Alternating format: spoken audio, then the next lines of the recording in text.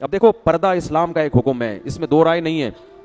خواتین جو پردہ نہیں بھی کرتی ان کو پتہ ہے ہم غلط کر رہی ہیں, لیکن اگر آپ تقریروں سے یہ کہہ دیں کہ پردہ تو دل کا ہونا چاہیے اور یوں بھی ہے اور ایکچولی یہ وہ, تو کیا ہوگا؟ وہ کنفیوز ہو جائے گی, وہ کہے گی بھائی ایسا ہی ٹھیک ہے, پتہ نہیں ہے بھی کہ نہیں ہے.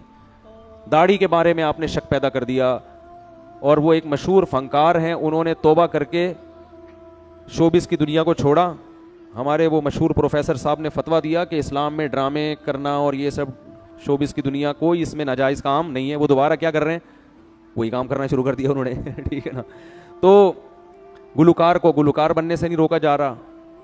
پہلے گلوکار توبہ کرتے تھے, فلم ایکٹرز توبہ کر لیا کرتے تھے, داڑیاں آ جاتی تھی, نمازی بن جایا کرتے تھے. اب ان کو یہ بتایا جا رہا ہے, سنگر کو بتایا جا رہا ہے گانے بجانے چھوڑنے کی ضرورت نہیں ہے, قوالیاں پڑھیں اب آپ.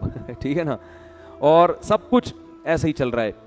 تو بعض لوگ جان کر اللہ کے راستے سے روکتے ہیں, اور بعض کی نیت نہیں ہوتی مگر کام ایسا ہوتا ہے کہ لوگ کنفیوز ہو جاتے ہیں.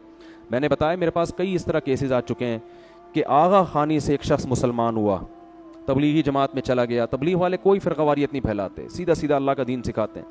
وہ کہتے ہیں میں اتنا اچھا مسلمان بن گیا, میرے ساتھ اور بھی چند ایک رشتہ دار تھے, جماعت المسلمین والے ٹکر گئے. انہوں نے کہا یہ تو حنفی ہیں, یہ لوگ تو فقہ حنفی کو فالو کرتے ہیں, نبی تو نے تو قرآن و سنت پہ چلنے کا حکم دیا. کہہ رہے اتنا وسوسے پیدا ہوئے کہ میرے ساتھ چند لوگ تو واپس مرتد ہو گئے دوبارہ. انہوں نے کہا ان کے تو اپنے ہی مسائل حل نہیں ہو رہے ہیں, پتہ نہیں آدھے یعنی پورا ملک تو گمراہ ہے, 4 آدمی کیا ہیں, یعنی ان میں تو جماعت المسلمین تو 4-5 ہی ہوں گے ٹوٹل ملا کے, ایسے ہی ہیں. اور وہ بھی پارٹ 1 پارٹ 2 بھی ہو گیا. اب تو تھوڑے دنوں میں جماعت المسلمین اچھا ایک ان میں پارٹ 1 میں چلا گیا, پھر اسے پتہ چلا کہ پارٹ 2 بھی ہے. ٹھیک ہے نا. بھائی اسلام صدیوں سے آیا ہے, وہی اسلام ہے جو صدیوں سے پوری دنیا میں گیا. ملیشیا میں گیا فقہ شافی کی شکل میں, انڈونیشیا میں گیا فقہ شافی کی شکل میں, بر صغیر میں آیا فقہ حنفی کی شکل میں, افریقہ میں گیا فقہ مالکیہ کی شکل میں. اور ان چاروں فقہ کو سب نے ایکسیپٹ کیا کہ یہ برحق ہیں, ان میں سے کسی کو بھی فالو کر لو.